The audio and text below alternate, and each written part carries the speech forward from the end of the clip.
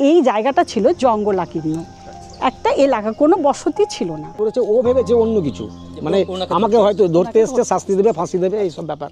তো আত্মগোপন করার উপযুক্ত স্থান এটাই। এবার নবাবের কানে যাওয়ার পরে ওকে সংবর্ধনা দেওয়ার জন্য নবাব সমেত অনেক লোকজন দলবল নিয়ে আসছে, এই খবরটা বলরাম দেওয়ানের কানে পৌঁছায়।